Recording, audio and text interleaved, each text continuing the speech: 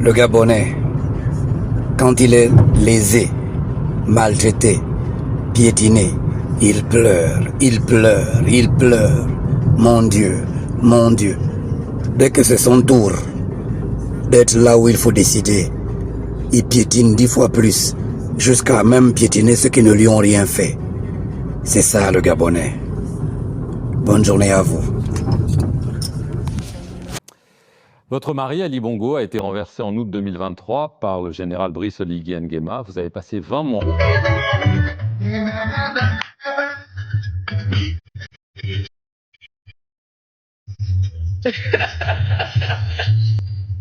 Ce peuple est fâché.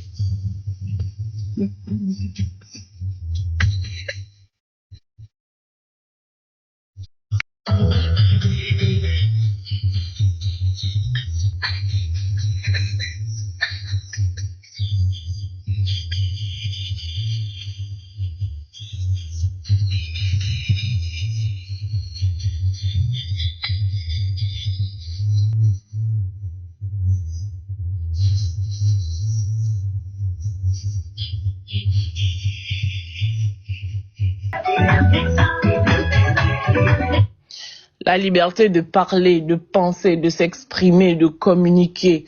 Voilà des libertés fondamentales que nous attribue notre Constitution. Personne, qui qu'il soit, ne peut interdire aux Gabonais de s'exprimer, de parler, de communiquer, de penser, etc., etc. Les Gabonais, on doit pouvoir refuser ça avec notre dernière énergie. Moi, je dis que les gens qui parlent même de VPN ont déjà accepté le fait que leur liberté soit restreinte. C'est quand même incroyable que dans un pays, des gens se lèvent et se permettent de faire tout et n'importe quoi. Et qu'on soit là à ne rien dire, à ne rien faire. On nous empêche de parler, on nous empêche de nous plaindre. Il n'y a pas d'eau, il n'y a pas d'électricité. Aujourd'hui, le nouveau terme, c'est la poussée d'Archimède. Je ne sais même pas où Oligui est parti chercher le terme là. Les Gabonais n'ont pas d'eau, hein, les ingénieurs de la SCG ont dit que c'est lui à la poussée. La poussée d'Archimède, ça veut dire quoi exactement? Et c'est un menteur. Quand on dit ça, les Gabonais disent que, ouais, certains Gabonais, hein, ouais, vous êtes impolis, pourquoi vous dites que le président est un menteur? C'est quel ingénieur qui s'est assis avec Oligui et puis qui a dit à Oligui que s'il n'y a pas l'eau à Nzayon, s'il n'y a pas l'eau à Kalikak, s'il n'y a pas l'eau à Lalala, c'est à cause de la poussée d'Archimède. C'est qui cet ingénieur-là? C'est qui? Oligui, c'est quelqu'un qui est déréglé mental. C'est parce que il n'a pas la solution au problème des Gabonais. C'est parce qu'il n'a pas la solution au problème de l'eau, de l'électricité, etc.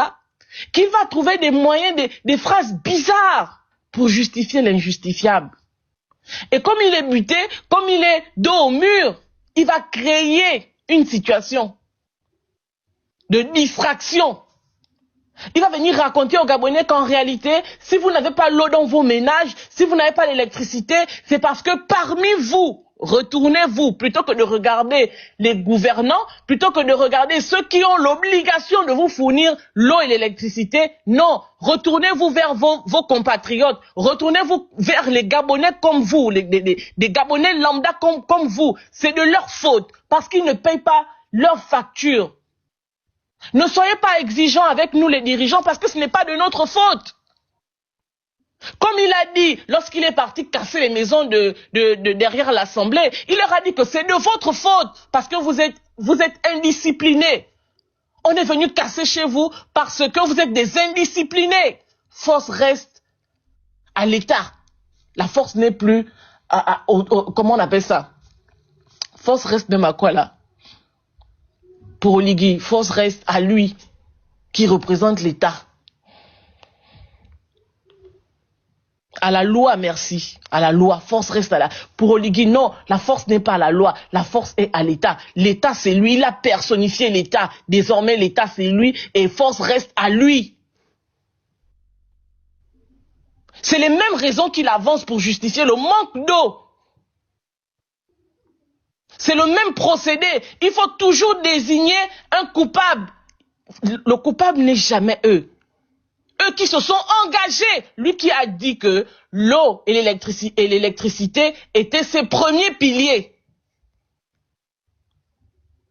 C'est pas à lui la responsabilité. Si les Gabonais n'ont pas d'eau et d'électricité, ce n'est plus à lui. Lui qui a promis ça aux Gabonais. Je me souviens quand il a fait son coup d'État, les premières paroles qu'il prononçait, c'était quoi? Dès ce soir, vous aurez l'eau à Québec, vous aurez l'eau à Wenje, vous aurez l'eau ici et là.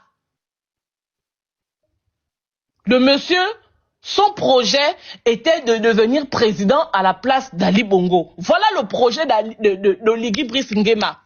Alors cet objectif-là étant atteint, il n'a plus rien d'autre à proposer aux Gabonais. Jusqu'en 2032, ce monsieur-là passera son temps à accuser les uns et les autres pour ses incompétences, pour ses manquements, pour ses bricolages. Il n'a aucune vision, il n'a aucune visibilité. Pilotage à vue, du bricolage pur et simple. Et quand on lui demande des comptes, il dit que non, ce n'est pas moi. Quand c'est trop chaud sur lui, il dit non, c'est Sylvia Bongo et Noureddine. Quand ça chauffe encore plus sur lui, non, c'est Billy Bizet. Quand on lui dit que, ben écoute gars, arrête un moment donné, ça fait 3 ans que tu es là, il faut quand même que tu commences à bouger là. Il dit non, c'est plus eux, c'est maintenant le peuple. Il va désigner des gens, il va trafiquer, rafistoler des listes qu'il va venir présenter aux Gabonais pour dire que si vous n'avez pas de l'eau et de l'électricité, c'est la faute de ces gens-là, les Gabonais comme vous qui ne veulent pas payer leurs factures. Il oublie de mettre dans cette liste-là les noms des barons de cette république qui sont restés au pouvoir pendant qu'Omar Bongo était là, pendant qu'Ali Bongo était là, et qui avaient de l'eau et l'électricité à foison dans leur domicile, qui ne payaient jamais de factures. Ce qui a fait grossir la dette ou les pertes de la SG. Il va accuser les ingénieurs. Non, c'est des ingénieurs fictifs qui existent que dans ces fantasmes. Des ingénieurs qui ont dit qu'il n'y a pas de l'eau parce qu'il y a la poussée d'Archimède. Bref, c'est pas ça l'objet de mon live ce soir. Je fais mon live ce soir. Je fais ce live ce soir. Pourquoi? Parce que vous avez tous vu, hein, même ceux qui n'ont pas les réseaux au Gabon, vous avez aujourd'hui la possibilité de vous connecter via VPN. Donc, personne ne dira que il n'a pas vu l'interview de Madame Sylvia Bongo Valentin à France 24. Ce que j'aimerais dire, c'est que Sylvia Bongo a fait le témoignage parce que c'est elle, personnellement, qui a vécu la situation. Mais avant que Sylvia Bongo n'arrive à faire ce témoignage-là, il y a eu des événements qui se sont produits avant l'interview de Madame Bongo Valentin. J'ai envie de dire que elle n'est venue que confirmer ce qui avait déjà été dit et exposé. Souvenez-vous, en 2024, je vous explique comment ces histoires de Tortor et etc. sont arrivés sur les réseaux sociaux. En 2024, je parle aujourd'hui, les contemporains sont encore là.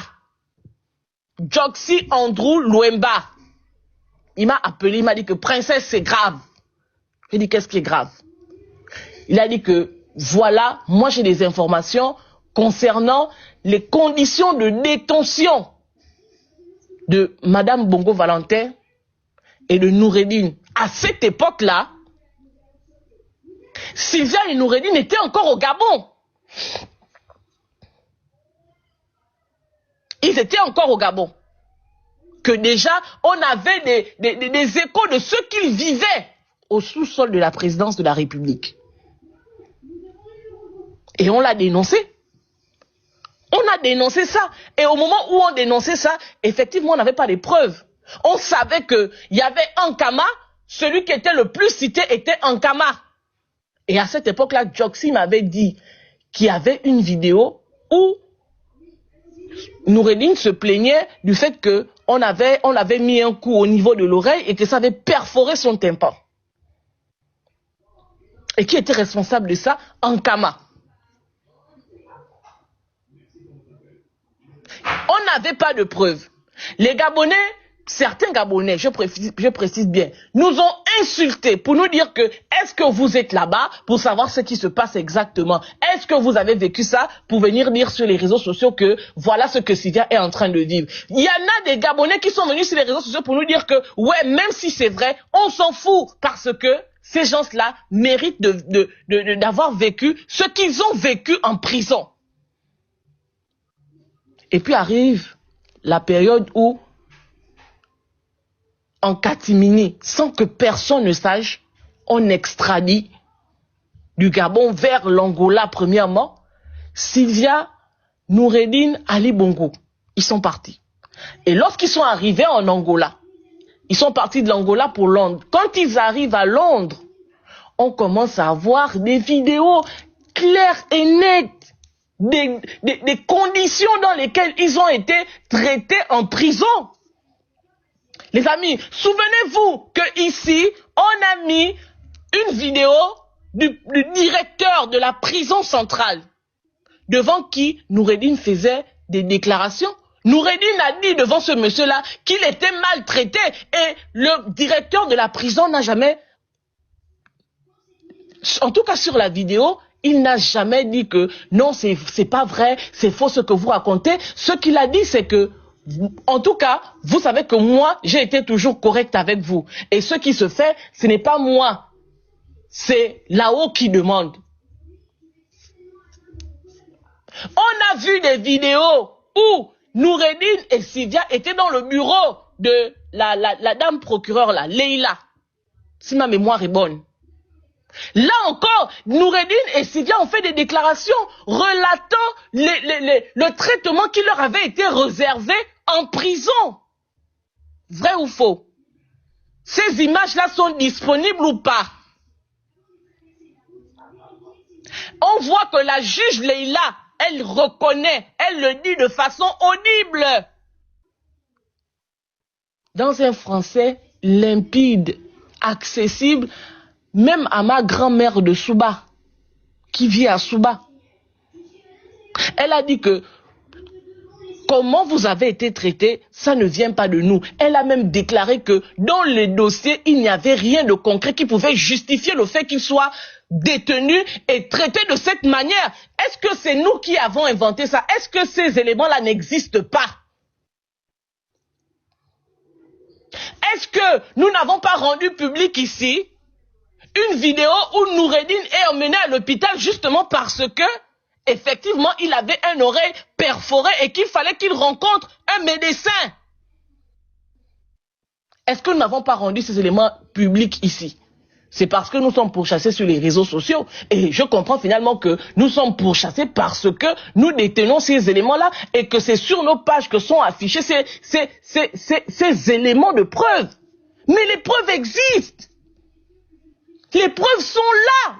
Aujourd'hui, vous n'assumez plus parce que ce qui me fait faire ce live ce soir, c'est le ministre de la Communication. Est-ce que PIS est là et est-ce qu'il peut monter pour nous faire écouter ce communiqué-là? Est-ce qu'il y a quelqu'un qui est là, qui a ce communiqué-là, qui peut nous le faire écouter? Parce que dès que j'ai écouté ce communiqué-là, j'ai dit que c'est incroyable, je vais faire un live. C'est juste pas possible. Le ministre de la Communication, monsieur le ministre de la Communication, je ne sais même pas comment il s'appelle, mais tout le monde sait qui il est. Il a été rendu célèbre récemment pour une vidéo très particulière. Hein? Monsieur le ministre de la Communication, lorsque les activistes rendaient publics les éléments de preuve de Tortor, de Sylvia et de Noureddine, où étiez-vous? Je comprends que vous étiez très occupé à faire des sextapes. Voilà certainement pourquoi on vous envoie, parce qu'à ce moment-là, vous n'étiez pas encore ministre de la Communication, vous n'étiez pas encore dans le gouvernement, et que peut-être que c'est des choses qui ne vous intéressaient pas. Vous étiez très préoccupé à faire des sextapes.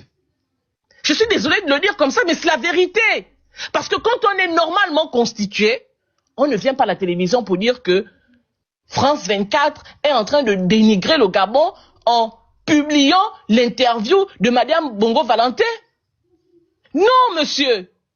Et que, soi-disant, ce seraient de graves accusations. Ce ne sont pas des accusations, c'est la réalité. Ce que Madame Bongo Valentin est en train de dire, c'est la vérité. Et ne faites pas d'amalgame, monsieur. Ne faites pas d'amalgame.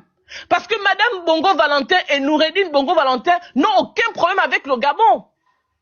Madame Bongo Valentin Sylvia, elle a un problème avec les autorités gabonaises. En tête desquelles, Monsieur Brice Clotaire Oligui Nguema.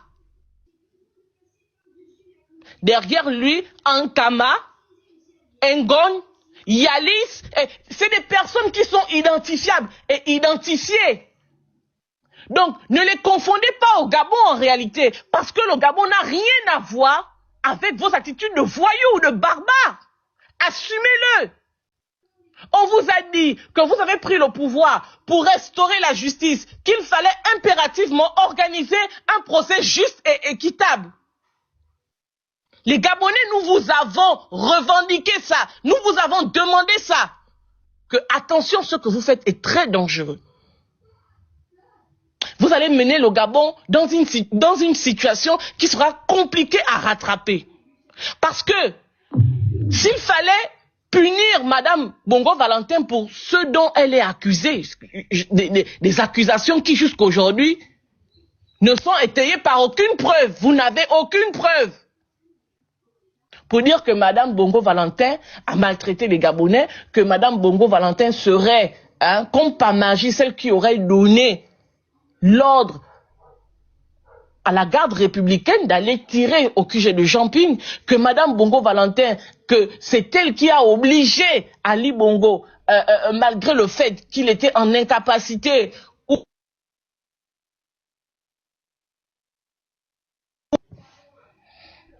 de diriger le Gabon. Vous ne nous avez apporté aucune preuve de ça. Vous n'avez apporté aucune preuve concernant les détournements des détournements massifs des deniers publics. Vous n'avez apporté aucune preuve de ça. On vous a dit que celui qui a dirigé le Gabon, et Ali Bongo l'a dit fièrement, il a bombé le torse, il a donné une interview lorsqu'il était encore au Gabon, et il a dit que ce n'est ni ma femme, ni mon fils qui ont géré le Gabon. J'ai géré le Gabon et je suis responsable de la manière dont le Gabon a été géré. À partir de ce moment, s'il fallait rendre justice au peuple gabonais, s'il fallait régler des comptes à qui que ce soit, mais pourquoi vous ne nous avez pas emmené Monsieur Ali Bongo devant un tribunal, organiser un procès juste et équitable avec des éléments de preuve pour étayer vos accusations? Parce que le temps où on nous fabriquait des récits pour diaboliser X ou Y, mais ce temps est révolu. Ce temps est révolu. Vous avez fait ça avec nos parents, les papas et les mamans de 50, 60, 70 ans là, qui vous ont suivi dans ça. Aujourd'hui, nous sommes une génération éveillée et nous exigeons des preuves avant tout jugement. On vous a demandé un procès juste. Vous avez été incapable d'emmener que ce soit M. Ali Bongo devant un tribunal, que ce soit Mme Sylvia Bongo Valentin, que ce soit M. Noureddine Bongo. Vous avez été incapable d'emmener ces gens-là devant un tribunal pour déterminer quelles étaient leurs responsabilités. Pour permettre à ceux que les Gabonais sachent réellement ce qui s'est passé entre 2009 et 2023 sous la gestion ou sous la houlette de M. Ali Bongo. Parce que ce n'était pas ça votre objectif, Monsieur Brice Clotaire Oligui Nguema. Ça n'a jamais été votre objectif, ça n'a jamais été son objectif de rendre justice aux Gabonais ou de permettre à ceux que les Gabonais sachent pourquoi leur pays est dans cette situation aujourd'hui, cette situation calamiteuse. Ça n'a jamais été l'objectif de M. Brice Clotaire Oligui Nguema. L'objectif de M. Oligui a été de dépouiller les Bongo Valentin. Et lorsqu'il a atteint son objectif, parce que sous l'effet de la torture, sous l'effet de traitements inhumains, il a fini par obtenir les biens de cette famille, À ce moment-là, il a jugé bon de les laisser partir. Vous voulez quelle preuve? Vous demandez quelle preuve? Il n'y a pas eu assez de preuves qui sont arrivées sur la place publique. Mais pendant combien de temps vous allez continuer à mentir au peuple gabonais? Même devant l'évidence, vous mentez. Monsieur, retournez à vos sextapes. Ça ne vous concerne pas, vous n'étiez ni au début, ne soyez pas à la fin, ne venez pas prendre la responsabilité de ceux que vous ne connaissez pas, que vous ne comprenez pas. Tout ce que vous comprenez, c'est comment brancher une caméra, descendre son caleçon, sortir son pipi et se masturber en public. C'est tout ce que vous maîtrisez, monsieur. Quand on vous le dit, ce n'est pas vous insulter, c'est la réalité. C'est la réalité. Mais ce n'est pas au peuple gabonais que vous viendrez dire que c'est des accusations graves, sans fondement. Non, il y a des plaintes. Aujourd'hui, Ankama, Ngon et tout le reste, ils ne peuvent plus prendre leurs pieds et arriver en France. Pourquoi? Mais que ce soit la justice française, que ce soit les instances internationales, une instance internationale, mais ces gens-là ont des preuves irréfutables de ce que Madame Sylvia Bongo Valentin raconte. Ah oui, oui, oui, oui, oui. Si pour vous, concernant les accusations que vous leur faites là, vous n'avez pas de preuves. Eux, ils ont des preuves, mais des preuves extrêmement graves, des preuves accablantes. Et le peuple gabonais n'a même pas encore vu je ne sais pas, la moitié de ce que ces gens-là possèdent. Mais c'est grave. Moi, j'ai vu des photos de Noureddine. Il va m'excuser d'en parler en public. J'ai vu des photos de Noureddine. Mais le monsieur, il est complètement blessé, torturé. Je ne sais pas, son corps ressemble à, je ne sais pas, à l'époque de Kunta Kinte, là. Ils ont des éléments factuels. Et ce que vous avez fait à ces gens-là n'engage que vous, parce que vous ne l'avez pas fait au nom du peuple gabonais. Le peuple gabonais ne s'est jamais réuni pour vous dire que nous avons besoin que vous bastonnez Sylvia et son enfant pour nous rendre justice. Ce que le peuple gabonais attendait de vous, c'est que vous emmeniez ces gens-là à la barre. Et que ces gens-là soient jugés en bonne et due forme. Au 21e siècle, c'est dans quel pays vous vous comportez comme des gens de la mafia? Vous avez transformé la présidence de la République en un lieu de torture. Je le dis. Parce que c'est la vérité, c'est la réalité. Et même quand Ali Bongo était là, c'est vous, les gardes républicains, qui avez fait du sous-sol de la présidence de la République un endroit immonde. Un endroit d'horreur. Vous avez dit que Sylvia Bongo Valentin, elle a fait de la cruche à Lianga, et bien aujourd'hui c'est normal qu'elle vive ce qu'elle a vécu. Ah bon? Mais Brice Lacruche à Lianga, il est où avec ses éléments de preuve? Alianga est où avec ces éléments de preuve? Parce que Madame Bongo Valentin, elle a des preuves, hein? Elle a des preuves. Et vous aurez à beau, c'est-à-dire que vous allez faire tout ce que vous voulez, vous allez tout verrouiller. Là maintenant ils disent que, eh ben non, écoutez, comme France 24 a publié l'interview, on croit que, ben, de toute façon, on va fermer France 24. On ne veut plus que France 24 diffuse ses contenus, que les contenus de France 24 soient accessibles aux Gabonais. Mais vous fuyez parce que vous savez ce que vous avez fait. Il faut l'assumer. Le vin est tiré, il faut le boire. Ne soyez pas des lâches. Admettez ce que vous avez fait. Regardez-vous dans une glace et soyez fiers de ce que vous avez fait. Ne fuyez pas. Ne fuyez pas. Comment vous fuyez alors que votre peuple, votre propre peuple, les Gabonais, les Kounabélis qui sont derrière vous là, ils passent leur temps à vous dire sur les réseaux sociaux que oui, Sylvia Bongo méritait ça. Assumez ce que vous avez fait. Allons-y. Puis il y a le ministre de la Communication qui a fait qui a donné une interview, il a fait un communiqué là pour dire que il est surpris des déclarations que Madame Boulongo Valentin a faites lors de son interview à France 24. Et qu'il est tellement surpris que bientôt, ils vont fermer l'accès à ces chaînes-là. Ils vont restreindre la diffusion de leurs chaînes sur le territoire gabonais.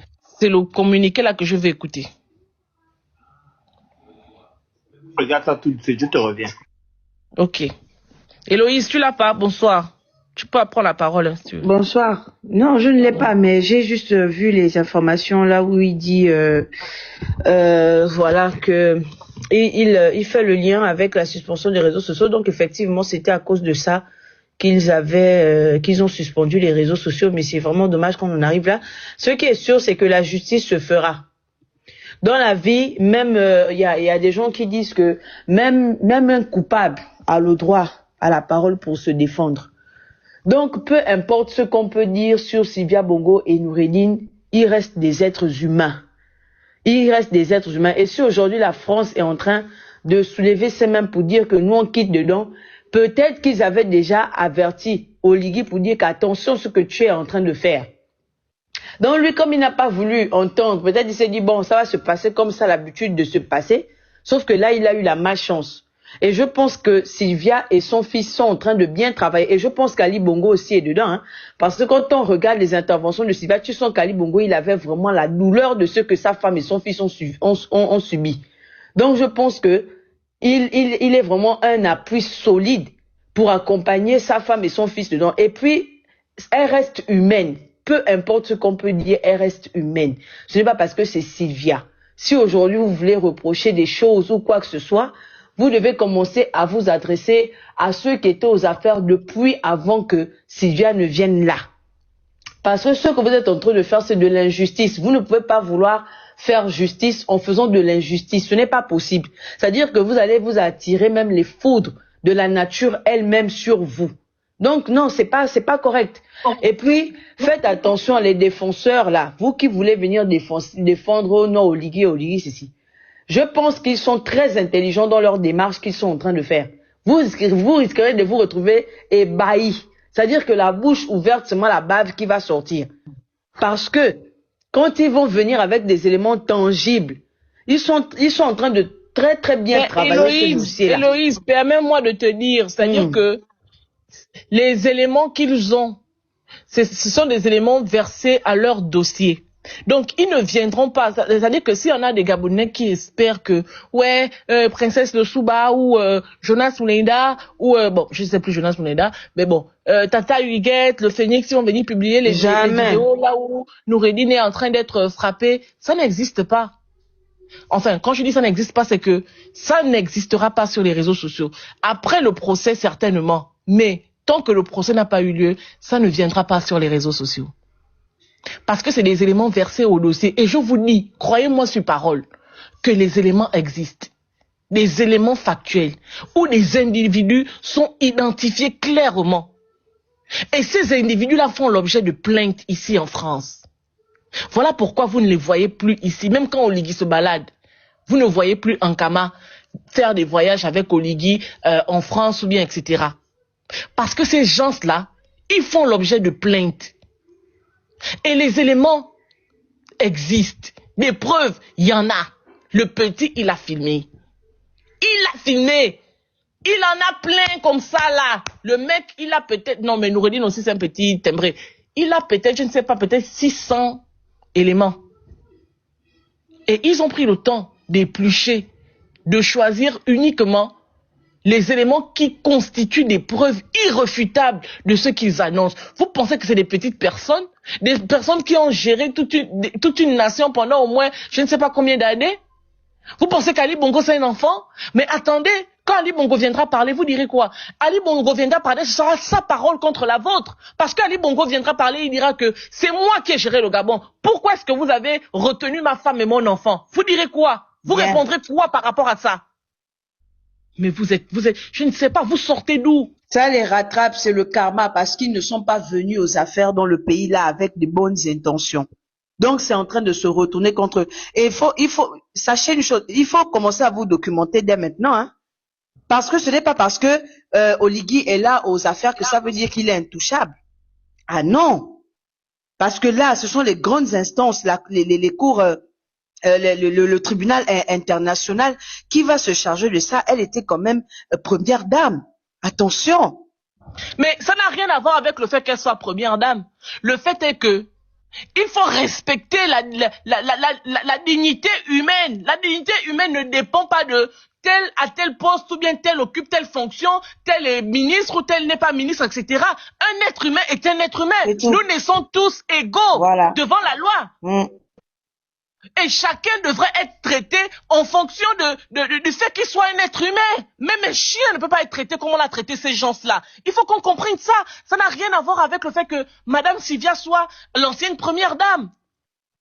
Même la petite qui pleure sa fille, Berikia, elle a été sauvagement traitée. Mais c'est incroyable, mon Dieu. On ne peut pas traiter des êtres humains de cette façon au 21e siècle. Voilà. Bonsoir Isaac. Bonsoir à vous, bonsoir à tout le monde. Bonsoir. Vous savez, l'histoire de la politique là va tellement nous rendre fous, nous rendre malades. Tellement on aime le Gabon. Mais j'ai suivi le live depuis le début. J'ai entendu tout ce que vous avez dit. Mais j'ai une préoccupation personnelle qui m'intrigue. J'aimerais savoir, quand Ali Bongo un jour, lorsqu'il avait trouvé ses capacités, voilà, au sortir de son AVC, il avait tenu un discours en disant, il était absent pendant 5 ans aux affaires. Mais les 5 ans-là, qui a géré ces 5 ans-là, cette période-là, qui a géré ça en fait? C'est ma question. Mais la question vaut son pesant d'or. C'est-à-dire que nous tous, en tant que Gabonais aujourd'hui, on se pose la question. Et quand Oligui Brice Nguema est arrivé, on s'attendait à avoir des réponses parce qu'il nous a promis qu'il venait mettre la lumière où il y avait l'obscurité. Parce qu'aujourd'hui, où nous sommes là, personne ne peut dire avec certitude que c'est Madame Bongo Valentin qui gérait le pays, ou bien que c'est Noureddine Bongo Valentin qui gérait le pays, ou bien que c'est Alain Claude Bilibizé ou Marie-Madeleine Bourrancho qui gérait le pays. Tout est confus. On ne sait plus qui faisait quoi et qui faisait quoi. Parce que Ali Bongo lui-même, quand il y a eu le coup d'État, lorsqu'il a pris la parole, il a dit que c'est moi qui ai géré le pays. Il l'a dit ou il l'a pas dit? Il l'a dit. Mais non, face à toute cette confusion-là. Voilà. Parce que la confusion est arrivée. Lorsque Ali Bongo est tombé malade, à Riyad, on a vu la montée sulfurante de Brice Farjan, Brice Lacouche Alianga, et qui signait désormais en lieu et place du président. Et puis après, Brice Lacouche Alianga a été envoyé en prison. La même signature du président était toujours par tous les documents officiels qui autorisaient des sorties d'argent, des milliards et autres, patati patata. Et pendant ce temps, Ali Bongo n'était pas là. Et il vient un jour, il fait un discours où il dit, pendant ce temps, j'étais absent, je n'étais pas aux affaires, mais finalement, après l'incarcération de Brice Lacouche Alianga, Farjan là, qui a continué à signer les documents en lieu et place du président? Tout ça là, c'est vraiment une confusion incroyable. Moi, je suis là en train de me tourner les méninges dans la tête, j'ai mes mal à la tête. Mais il y a Isaac Oligui lui-même. Ok, vas-y. Excuse-moi, je vais vous donner un élément à tous. D'accord. Histoire vraie, authentique, certifiée. Ali Bongo, ça tombe bien, il est vivant. Donc, quand il y a eu leur fameuse enquête entre guillemets, un magistrat, je ne donnerai pas son nom, mais on peut aisément le deviner, débarque chez Ali Bongo, dit oui, monsieur Ali Bongo, on accuse votre femme d'avoir signé des documents à votre place, d'avoir signé des décrets. Et Isaac, tu sais ce que le président Ali Bongo a demandé? Non. Il a dit, montrez-moi les décrets, je vous dirai si c'est moi qui les ai signés ou pas. Le magistrat n'est jamais revenu. Oh Dieu. Et sur un tout autre plan, Brice Oligui Nguema, le chef de l'exécutif du Gabon, parle dans l'interview à France 24. France 24 qu'il veut censurer aujourd'hui, au demeurant. Il parle d'un cachet, non? Le cachet est où?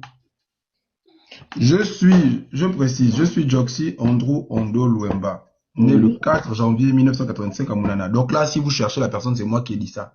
Ok, Andrew, permets-moi. Andrew, permets-moi juste... 2 secondes, s'il te plaît. Ok, vas-y. Je donne aujourd'hui 1000 € à la personne qui peut me sortir du dossier, des pièces à conviction, le cachet dont Oligui Nguema parle. Qui peut me le montrer, le cachet. Il parle d'un cachet, non? Il y avait un cachet. Le cachet là est où? Le cachet là est où? Bref. Ok. Là vous ne voyez pas bien. Mais quand Madame Sylvia Bongo Valentin dit qu'elle est arrivée dans une pièce où il y avait écrit Commando plus la mort était un réflexe, c'est cette salle-là. Vous voyez, là, ça ne se voit pas bien. Je ne sais pas si je peux envoyer ça à PIS pour que... Ouais, c'est je peux répondre sur cette salle-là. Pour faire quoi? Oui, en fait, c'était pour montrer que voilà la salle. Donc, c'est une salle avec comment on appelle ça, comme peinture, hein. Ils ont mis genre les couleurs de leur treillis, là. C'est la salle de tir. Et donc, c'est la salle de tir des gardes du corps. Et donc, vous voyez, c'est écrit Commando plus, la mort était un réflexe. Je vais le montrer sur mon ordinateur. Vas-y, je te repasse la parole. Excuse-moi, cette salle-là, c'est la salle de tir de la sécurité rapprochée du président. En fait, si vous voulez, la salle de tir des gardes du corps. Faisons court. Parce que le colonel Ankama était le patron des gardes du corps d'Ali Bongo. Parce que les gardes du corps, c'est un service. Et le patron des gardes du corps, c'était lui. Et par ailleurs, parent d'Oligui. Et donc, c'est dans cette salle-là où c'est écrit la mort était un réflexe, parce que si vous voulez, c'est son cri de ralliement. Et vous remarquez qu'il y a des rappeurs même qui ont ça souvent sur eux, la mort était réflexe, Commando plus. Même dans les chansons, on dit ça. Voilà. Ok, je vous montre la fiche. Excusez ma tête, hein. Isaac, si tu as fini, tu peux prendre la parole, hein.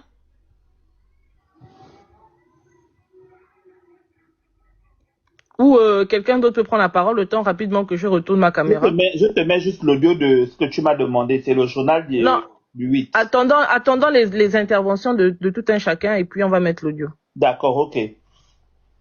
Oui, bonsoir à tous, bonsoir le panel. Je suis Tata Nzao.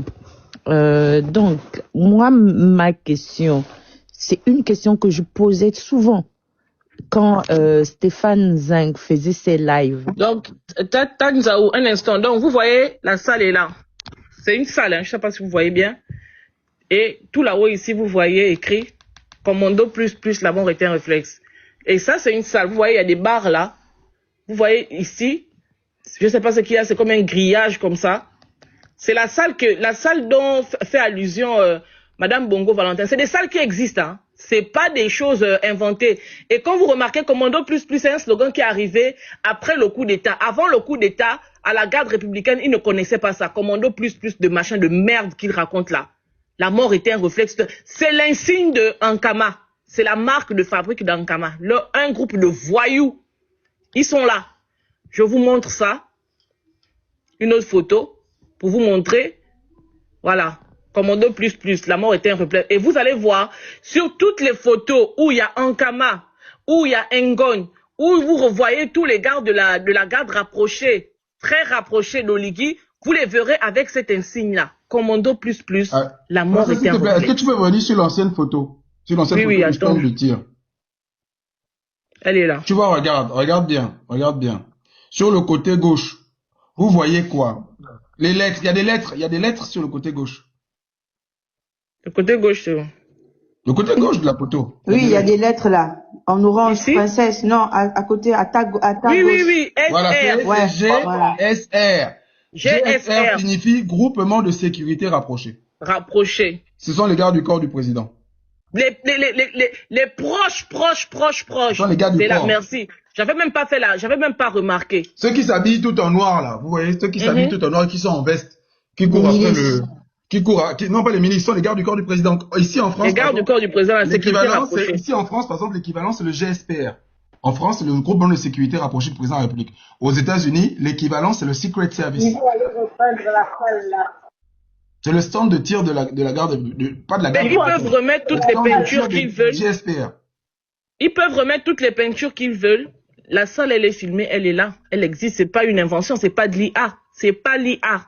Ok? Il y a quelqu'un qui pose la question en commentaire. Le but, c'est d'avoir pitié de Sylvia. Mais on s'en fout que tu aies pitié de Sylvia ou pas. Nous, on part sur un principe de droit.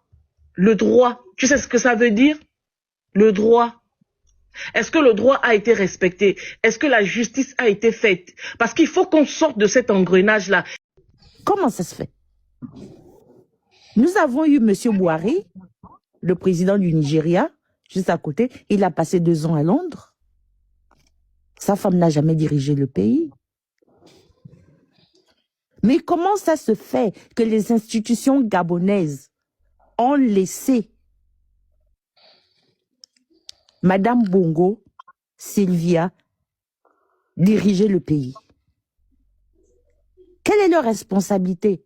Est-ce que le Gabon avait voté, avait élu Madame Sylvia Bongo, ou ils avaient élu Ali Bongo Ondimba? Quand Ali Bongo Ondimba est tombé, il devait y avoir une vacance présidentielle. La vacance s'est faite? Non. Donc, ce qui veut dire que les Gabonais, tous les membres du gouvernement gabonais, vous êtes tous des complices. Qui a géré le Gabon à cette période-là? Pourquoi on veut dédouaner certaines personnes? Parce qu'ils sont Gabonais. Et parce que Sylvia est la blanche, la sale blanche. C'est elle à qui on pointe exclusivement le doigt. C'est injuste. Et moi, je n'accepterai pas ça. Et puis aussi, non. Et puis aussi ces gens-là, je ne prends le parti de personne, ces gens-là, ils croyaient quoi qu'un jour... Vous avez l'information que le groupuscule de personnes là n'est pas identifié. On les connaît tous. Les connaissances, c'est ça. C'est tous les gouvernants. Tout le monde sait qui était à l'Assemblée, tout le monde sait qui était au Sénat, tout le monde sait qui était à la Cour constitutionnelle, tout le monde sait qui était au gouvernement. Tout le monde sait. Il y a un détail qu'on oublie quand même. Parce qu'il y a un élément central, un personnage central de cette histoire. C'est Ali Bongo lui-même. Ali Bongo est vivant. Ali Bongo est de ce monde. Hein. Il est vivant, il parle et il s'exprime. Ali Bongo a été clair. Voilà. Ali Bongo a été clair. Il a posé, je vous redis encore ça. Ali Bongo a dit, montrez-moi le décret. Jusqu'aujourd'hui, on n'a pas pu, quand on dit que Sylvia Bongo a signé des décrets, donnez-nous le décret en question, c'est-à-dire décret, je sais pas moi, PR 00300. Lui-même, ces 3 décrets. Lui-même, Ali Bongo est vivant. Il est vivant. Ali Bongo est vivant. Hein. Le décret, c'est lequel? Maintenant, pour permettre à la parole de tourner, on va repartir la parole. Moi, j'aimerais dire une chose. Jusqu'à preuve du contraire, nous n'avons jamais vu un document signé de la main de Sylvia Bongo. Je mets quiconque au défi. Je mets même la présidence au défi. Sortez-nous un seul document signé de la main de Sylvia Bongo qui intimait l'ordre à qui que ce soit d'exécuter un ordre. Ça n'existe pas. Par contre, moi j'ai un document où Oligui Nguema, il faisait des recommandations à Ali Bongo pour interdire, par exemple, les avocats de Brice Lacruche à Lianga de rendre visite à Lacruche à Lianga. Moi j'ai ce document-là et je l'ai même publié sur ma page Facebook. J'ai ce document-là. Donc, on a un fait de quelqu'un qui était au cœur du pouvoir et qui suggérait des façons de faire. On a la preuve de ça. Apportez-nous la preuve que Sylvia Bongo a signé un décret. En qualité de quoi elle aurait signé? Lui, en qualité de commandant en chef de la garde républicaine, on a des documents qu'il a signés de sa main. Il faut arrêter. Il faut arrêter. Pour faire tourner la parole.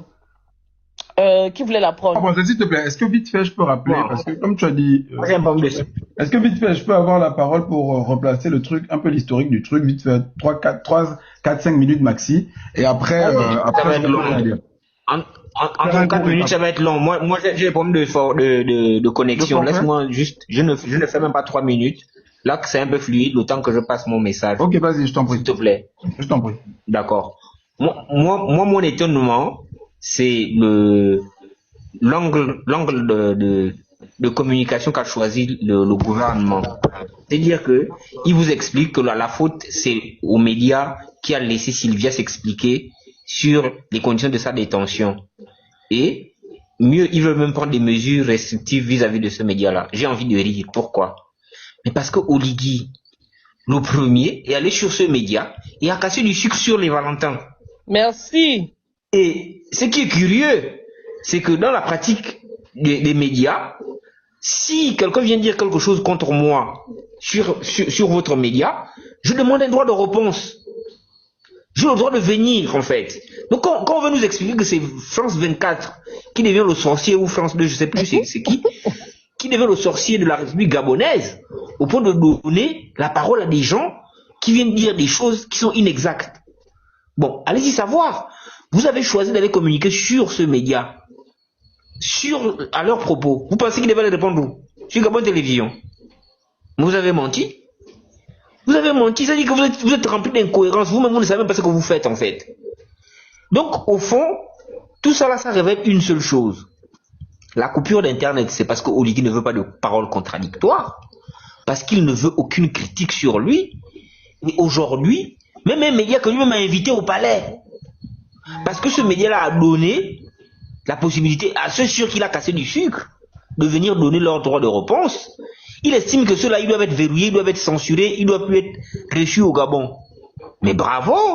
Bravo, parce qu'au fond, vous voyez, vous pouvez prendre tous les superlatifs que vous voulez pour vous ériger en seigneur des seigneurs, le sauveur des sauveurs, sauf que le pouvoir, l'exercice du pouvoir a quelque chose de particulier, c'est qu'il va vous éprouver. C'est trop facile quand vous êtes dans votre lit de dire que vous défendez les droits, vous défendez la bonne gouvernance, vous êtes un modèle de tout et de n'importe quoi. C'est à l'épreuve de fait qu'on saura qui vous êtes. Et depuis que vous êtes là, maintenant qu'on a fini avec les mensonges liés à la préparation des élections, maintenant qu'on a fini avec les mensonges liés au justificatif des coups d'État, il vous reste l'épreuve de la gouvernance. Et à cette épreuve-là, vous voyez bien comment vous n'êtes pas capable de tenir une année. Parce que la réalité de la gouvernance fait que quand vous n'êtes pas à la hauteur et quand vous êtes un usurpateur du début à la fin de tout ce que vous dites, ben, tout ça là va sauter. Vous allez couper les réseaux internet, emprisonner les gens, ensevelir les gens sous terre. Parce que vous voulez vous préserver, mais vous n'aurez pas le courage de faire ça à tout le monde. Parce qu'à chaque fois que vous enfermerez un, ou vous allez ensevelir un autre, ben, il y a d'autres qui vont naître, malheureusement pour vous. Et donc, il faut vous préparer vraiment à faire un vrai nettoyage.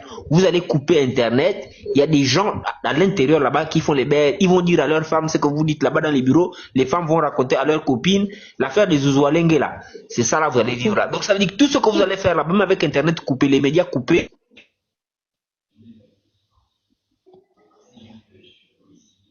Ils rendent un rapport d'à peu près 25 pages sur leur première visite. Ce rapport est publié en juin 2015, il me semble. Je vous invite, pour tous les Gabonais qui en ont la possibilité, vous tapez simplement sur Internet « Rapport visite au sous-comité ONU contre la torture au Gabon », vous verrez ce rapport.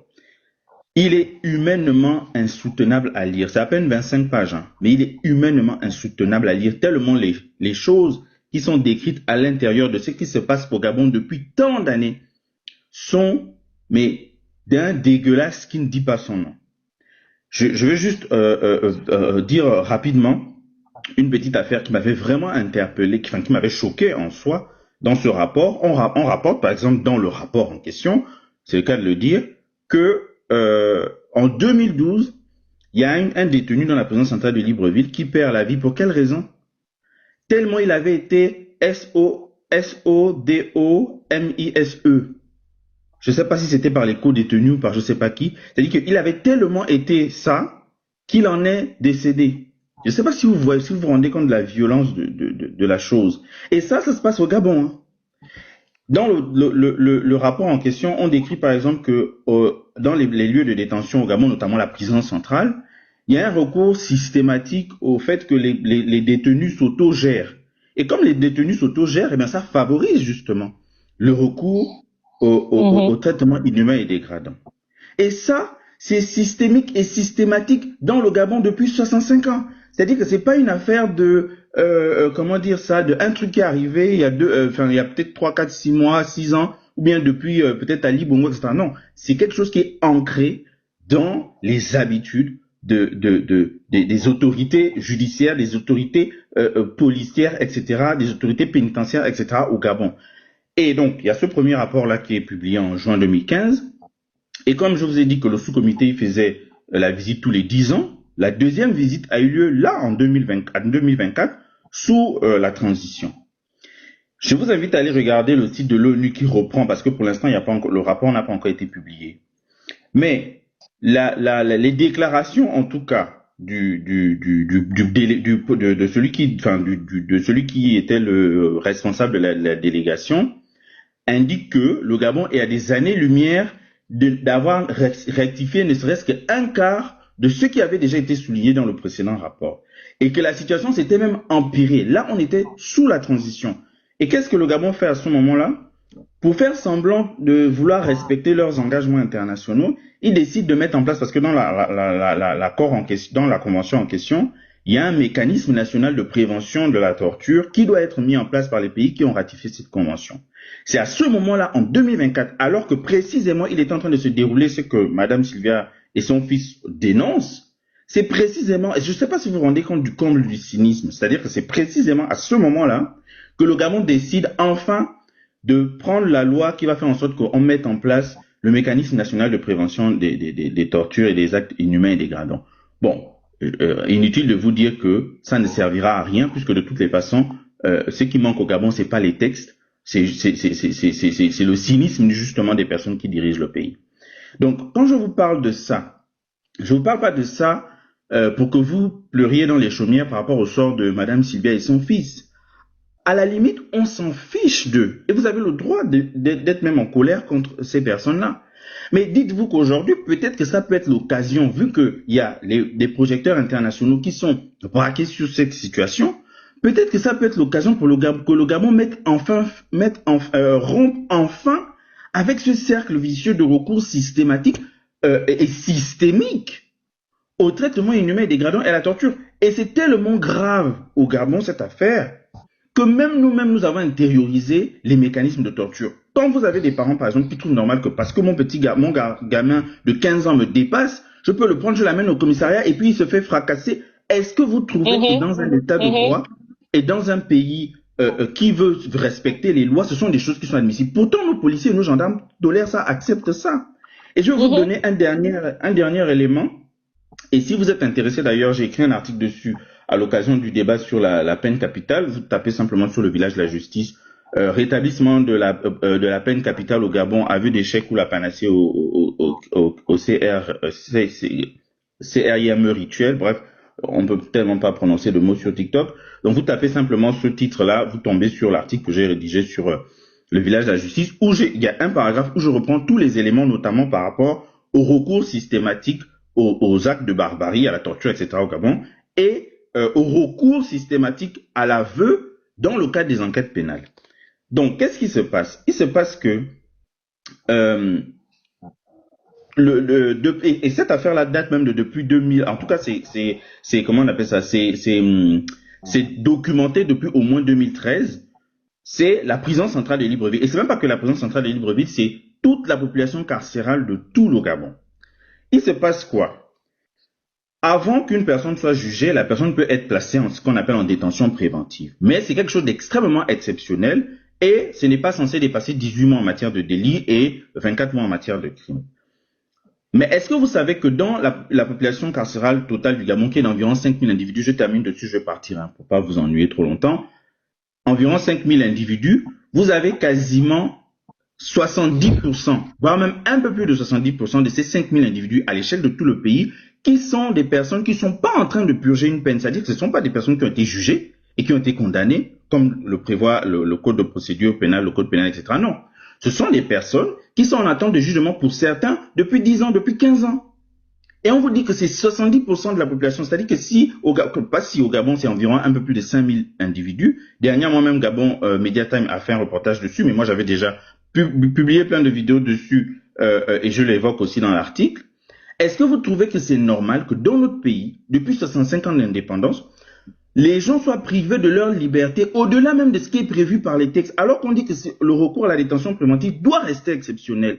Est-ce que vous trouvez que c'est normal que dans notre pays, 70% de la population carcérale, soit des gens qui sont en attente de jugement, parfois pour des affaires banales de vol, j'ai chopé un petit téléphone à gauche. Je dis pas que c'est pas grave de choper un téléphone, mais enfin, excusez-moi, il y a un jeune compatriote en mai dernier qui a été libéré, qui a passé 10 ans en détention préventive pour une affaire de vol. Il a été relaxé, c'est-à-dire qu'il est sorti, il n'y avait aucun élément qui prouvait qu'il avait bel et bien volé. Entre-temps, il était entré en détention préventive à 20 ans, il en est sorti à 30 ans. Est-ce que c'est admissible? Et là, pour le coup, pourquoi je parle de ça? Je parle de ça parce que Madame Sylvia Bongo et son fils, à la limite, on s'en fiche. Mais ce qui leur est arrivé est simplement l'illustration du fait que c'est quelque chose de systémique et de systématique dans le fonctionnement du Gabon. Et si vous ne voulez pas pleurer dans les chaumières pour le sort de Madame Sylvia et de son fils, saisissez-vous de cette occasion pour mettre en lumière enfin ce sujet et faire en sorte que ça cesse. Parce qu'on ne peut pas continuer à tolérer qu'après 65 ans, une si petite population,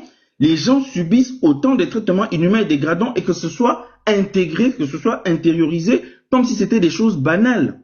C'est d'autant plus grave que vous avez la situation de monsieur le défunt Yohan Bunda. Vous avez vu avec quel cynisme monsieur Oligui est arrivé en pleine télévision pour nous expliquer comment est-ce que ce monsieur est décédé. Est-ce que vous vous imaginez qu'Oligui a eu le toupet de dire devant les caméras que ben non, vous savez, nous, quand on le fait souvent, on prend la tête, on met dans l'eau, on sait que si la tête dure 5 minutes dans l'eau, il peut déjà, donc au bout de 4 minutes 59, là j'exagère un peu, il faut sortir la tête. Non, on l'a mis au pont et puis il est resté au pont parce qu'on sait que quand la tête est renversée par l'arrière, le sang peut traverser dans... Mais c'est incroyable. Et les Gabonais écoutent ça, personne n'est choqué. Parce que justement, on a grandi avec l'idée que c'est normal qu'on soit traité de cette façon. On a Carl Stacey, en début de transition. Je vous prends ces exemples, pourquoi? Pour vous dire que ce qui est arrivé à Sylvia et à Noureddine, ce n'est pas parce qu'eux ils s'appellent Sylvia et Noureddine Bongo Valentin. C'est parce que c'est ancré dans les habitudes de ceux qui nous dirigent de nous traiter de cette façon. Sylvia et Noureddine étaient ex-première dame et enfant de président. On a traité ces personnes comme ça. Mais ils ne s'arrêtent pas là, parce qu'ils vont nous donner des raisons pour dire que, ouais, ils ont maltraité les Gabonais, si les Gabonais meurent de faim aujourd'hui, c'est à cause d'eux, donc le traitement qu'ils ont subi est justifié. Maintenant, dites-moi un peu, qu'est-ce que Carl Stacey avait fait lorsque des militaires se sont tombés sur lui et ont commencé à le battre avec des chevrons jusqu'à ce que mort s'en suive? Qu'est-ce que le petit Lionel de Port-Gentil avait fait aux Gabonais pour que des policiers se mettent à taper cet enfant-là jusqu'à ce que mort s'en suive? Qu'est-ce que Bob Mengom a bien pu faire pour être traité comme il est traité aujourd'hui dans la prison à Libreville? Ce qu'on nous dit, c'est que ce monsieur est laissé en caleçon, allongé à même le sol, dans une flaque d'eau ou de pipi, on ne sait même pas. Qu'est-ce que Bob Ngom a fait aux Gabonais pour être traité de cette manière? Il faut que ça s'arrête. Il faut que ça s'arrête. Qu'est-ce que le petit frère de Thibaut Adjatis avait fait aux Gabonais pour qu'il soit traîné dans une villa équipée de matériel de torture, où on l'a frappé, chicoté, jusqu'à ce que, non, le pauvre enfant est sorti de là-bas traumatisé, obligé de faire des louanges de Ligui, matin, midi et soir, à tort et à travers. Venu même régner son propre frère, à cause des coups. Qu'est-ce que il y a un autre petit métis là, qu'on a chicoté, mais qu'est-ce que les agents de la SEG avaient fait pour qu'on rase leur crâne? Ali Bongo et Sylvia et Noureddine n'étaient plus au Gabon. Tous les exemples que je prends là, c'est entre 2023 et 2025. Qu'est-ce que les agents de la SEG avaient fait pour qu'on les emmène au B2 et qu'on rase leur tête? Qu'est-ce que les 250 jeunes qui se battaient, se baladaient, je ne sais pas où, les perdus là, avaient fait pour qu'on prenne une seule lame gilette et qu'on rase leur crâne jusqu'à blesser ces enfants à la tête n'importe comment? Qu'est-ce que Gaëtan Ayami avait fait qui méritait que Oligui jette Gaëtan Ayami dans les genres de la DGR à France Vie et qu'on bastonne Gaëtan Yami, raser sa tête, raser ses sourcils, raser ses cils. Et les Gabonais, on a rigolé, mais c'est grave. C'est grave. Dans quel pays au 21e siècle on traite des gens de cette manière? Dans quel pays? Un pays qui crie matin, midi et soir que nous sommes dans un pays démocratique. Le Gabon, c'est un État démocratique. Nous avons des libertés. La Constitution encadre les lois, machin, etc. Permet des libertés, etc. Interdit que la dignité humaine soit bafouée dans les textes, mais dans les faits, à chaque fois, des gens sont malmenés, humiliés. Aujourd'hui, on va jusqu'à nous priver de ce qui nous revient, de droits, de nos libertés fondamentales. Jusqu'à on va diligenter des contrôles pour vérifier le téléphone des gens pour savoir s'ils ont VPN. Et quand tu as VPN, on te met dans un véhicule, on t'emmène à un endroit qui n'est pas connu. Qu'est-ce que Marcel Libama a fait pour qu'on aille chercher Marcel Libama à l'aéroport et qu'il soit conduit directement à la présidence de la République? Lui-même, il a dit qu'il a subi des traitements inhumains. Il était devant des enfants qui pouvaient être ses enfants et même ses petits-enfants en calicif, en caleçon. Marcel Libama a fait quoi aux Gabonais? Marcel Libama a fait quoi aux Gabonais? Qu'est-ce que le frère de Hervé Patrick Opianga avait fait aux Gabonais pour que, au lieu d'aller chercher Hervé Patrick Opianga, on allait chercher Césaire Opianga et il a été bastonné devant son fils copieusement. Parce que ils avaient estimé, Oligui avait estimé que César Opianga cachait Hervé Opianga lorsqu'il était en fuite. Il faut que ça s'arrête dans notre pays. Il faut que ça s'arrête. La liste est longue, merci. La liste est longue. Il faut que ça s'arrête. Et s'il faut s'agripper à la situation de Sidia et de Noureddine pour que ça s'arrête dans notre pays, nous allons le faire. N'en déplaise à ceux qui disent que nous avons été payés, etc., etc. Non. Quelle est la mère d'enfant qui pourrait accepter que tu sois attaché sur une chaise et qu'à côté, on soit en train d'infliger des traitements inhumains à ton enfant, la chair de ta chair, l'enfant que tu as porté 9 mois dans ton monde? Quelle est la maman gabonaise qui pourrait accepter ça? Même quand vos enfants volent au Gabon, vous allez corrompre les militaires, les policiers, etc. pour dire que non, sortez mon enfant ne peut pas rester là-bas. Vous n'êtes pas capable de supporter ça. Et pourquoi vous voudrez qu'une autre femme l'accepte? Le Gabonais, quand il est lésé, maltraité, piétiné, il pleure, il pleure, il pleure. Mon Dieu, mon Dieu. Dès que c'est son tour d'être là où il faut décider, il piétine 10 fois plus, jusqu'à même piétiner ceux qui ne lui ont rien fait. C'est ça le Gabonais. Bonne journée à vous.